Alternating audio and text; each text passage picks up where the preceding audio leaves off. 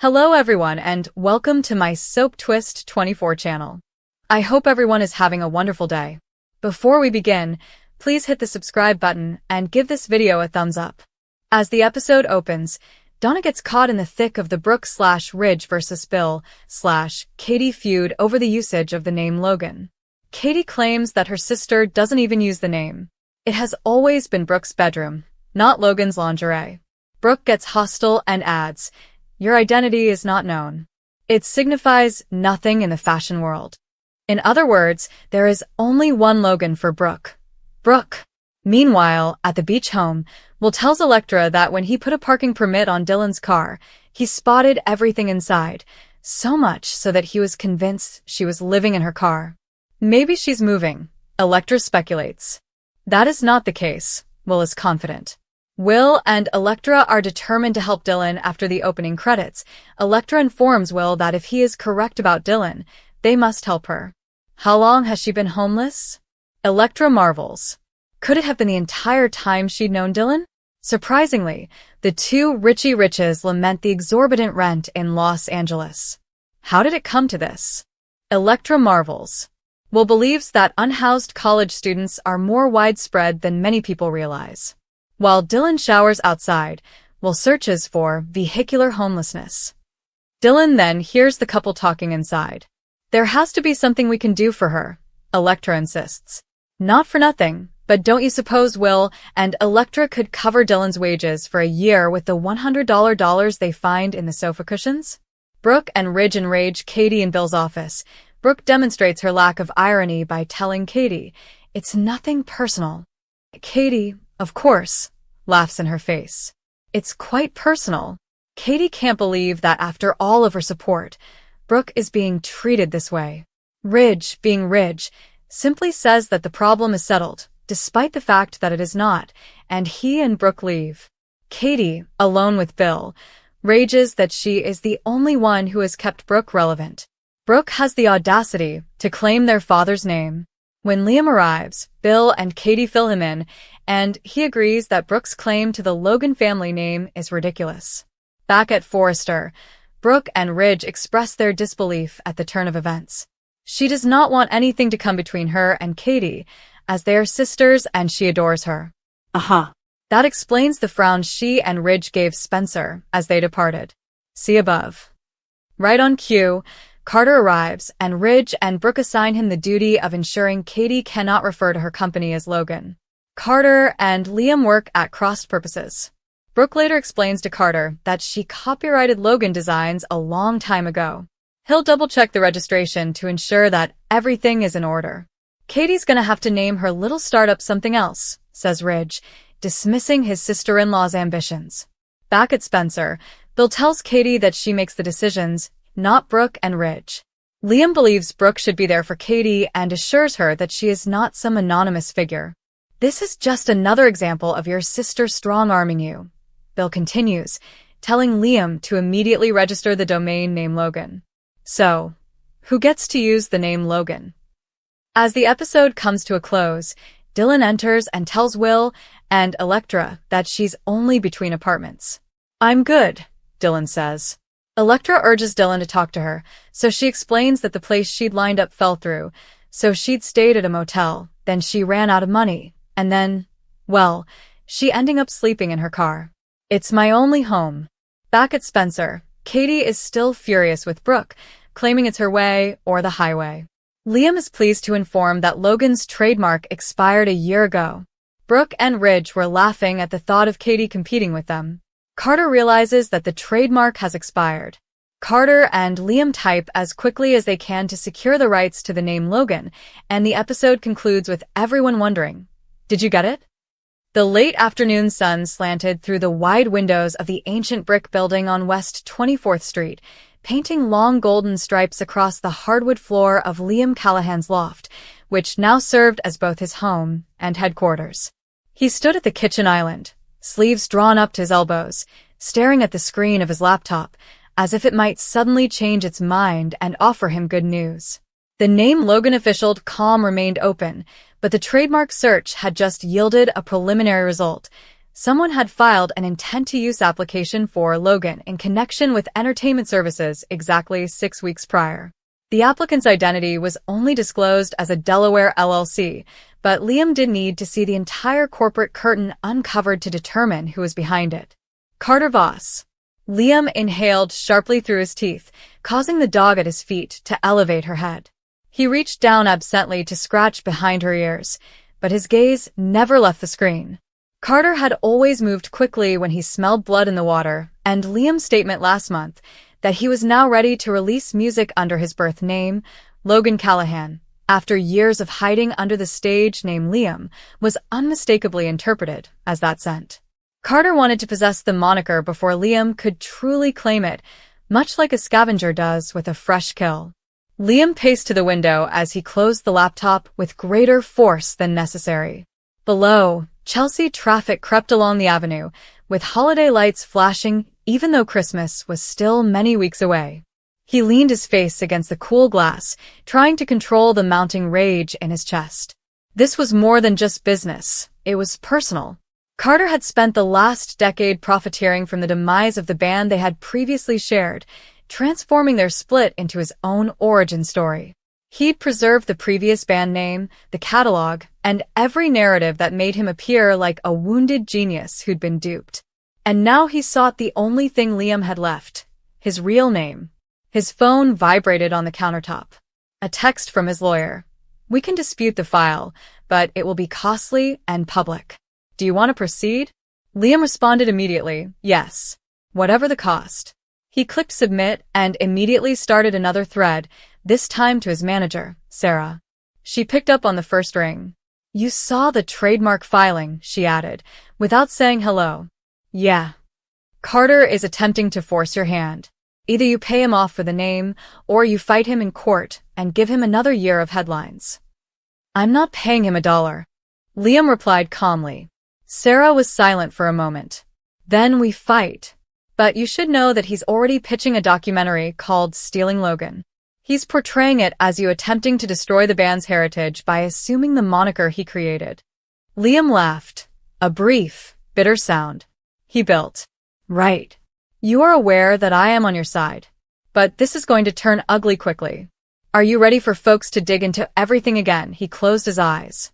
Everything she meant was the night 10 years ago when the band imploded backstage in Seattle, the screaming match that ended with Dylan walking out, while refusing to take sides, Elektra disappearing into a cab, and Carter standing in the middle of it all with a recorder in his hand, recording every word for later use. Liam had spent a decade attempting to outrun that night. Carter wants to bring it back into the light. "I'm ready," he replied.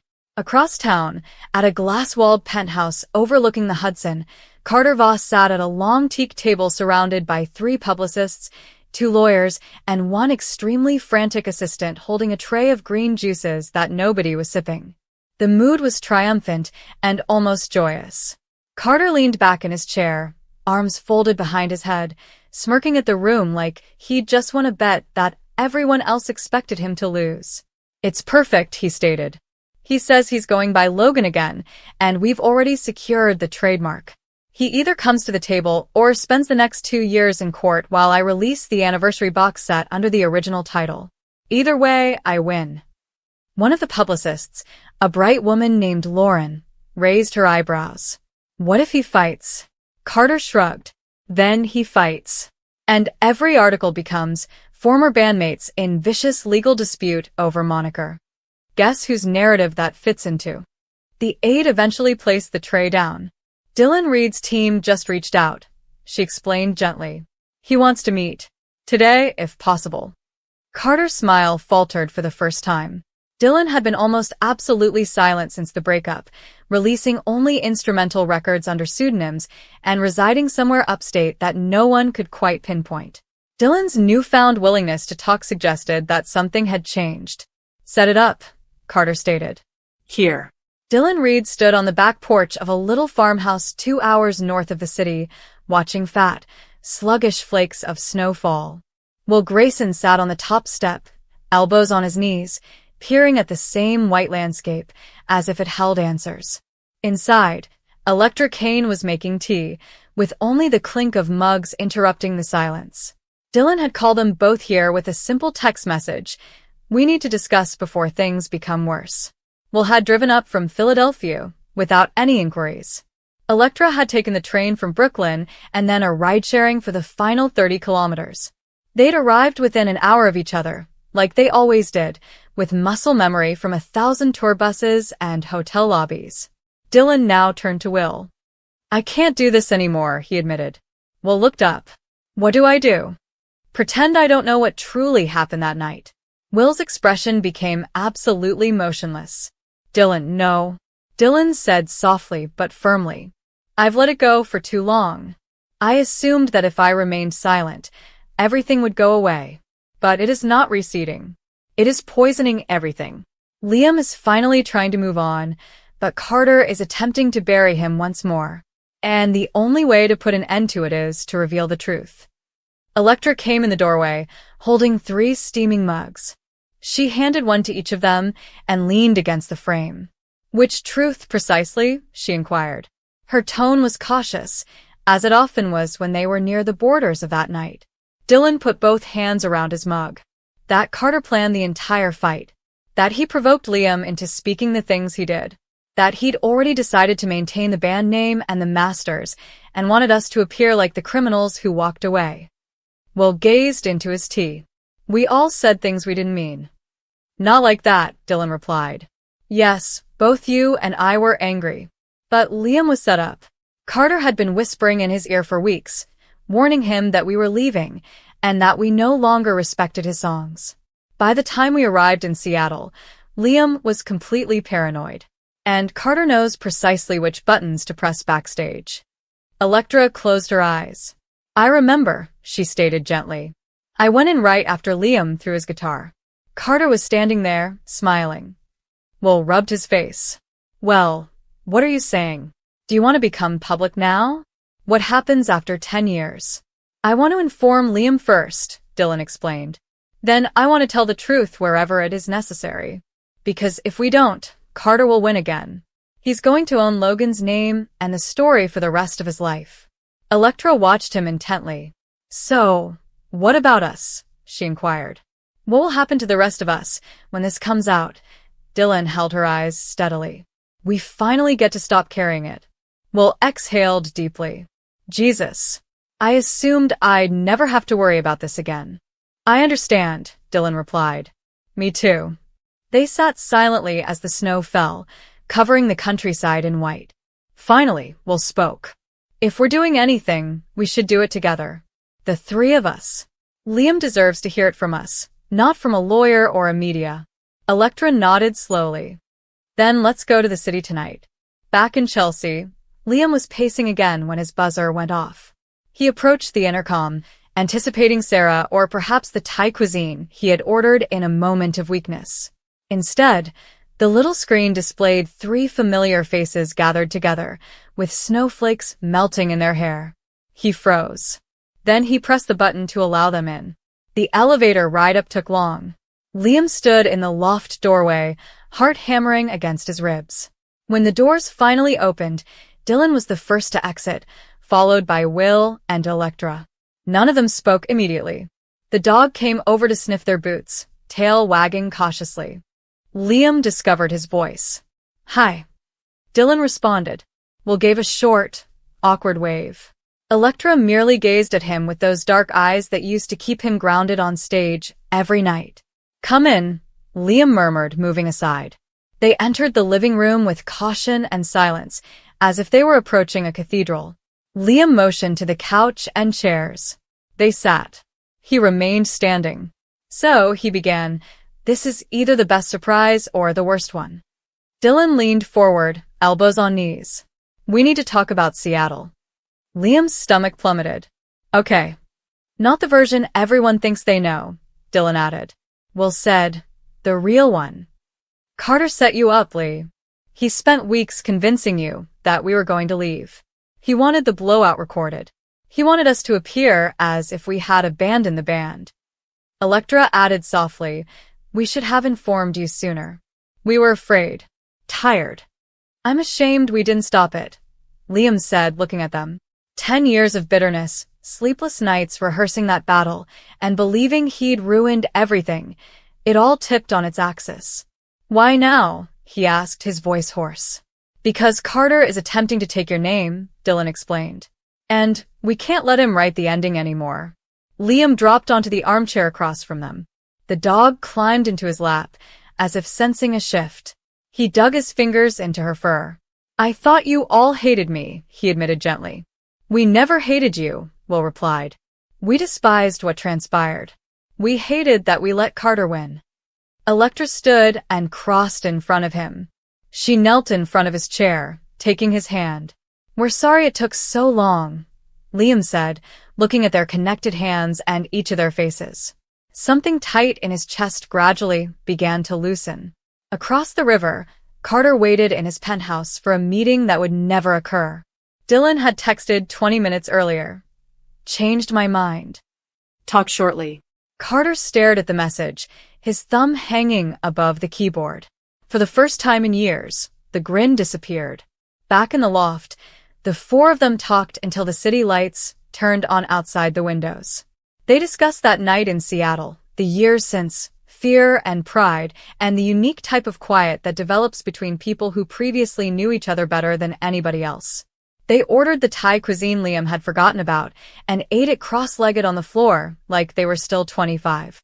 When the dog finally fell asleep stretched across all four pairs of feet, Liam looked about at them. At Dylan's silent intensity, Will's hesitant half-smile, and Electra's powerful gentleness, and realized the name on the trademark file suddenly became a lot less important. Carter could try to own Logan, but those who knew him best were right here. They were finally telling the truth. Meanwhile, the consequences of Dylan's revelation began to unravel. Will isolated himself, focusing on work and avoiding circumstances that required him to confront his feelings square on. Electra turned to her friends for support, seeking to regain a sense of security while questioning everything she knew. Dylan, left in limbo, acknowledged their separation as a result of his actions and resolved to give them the space they required. Over time, tiny discussions resumed. They were cautious and apprehensive, yet they showed a willingness to participate rather than retreat completely. Dylan didn't expect forgiveness because he knew he couldn't. Instead, he concentrated on consistency, demonstrating by his behaviors that he was committed to honesty going ahead. Parallel difficulties began to mirror each other in surprising ways. Both circumstances centered on trust, identity, and the weight of the past. Both prompted the participants to face painful realities about themselves and their reasons. In all cases, the outcome was determined by a willingness to listen and adjust, rather than by winning. When Liam and Carter ultimately came to an understanding, it was not flawless, but it was genuine. They discovered a method to incorporate the name Logan, making both of them feel recognized and valued.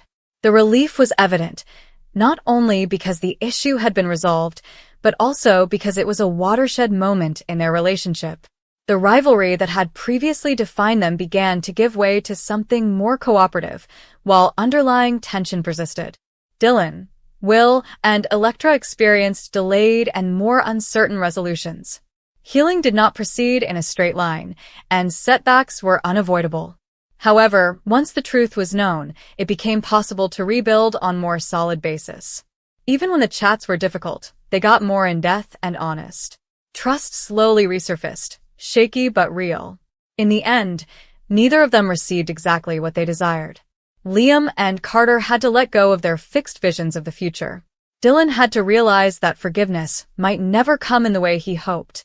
Will and Electra had to negotiate the hard process of determining what they could and couldn't live with.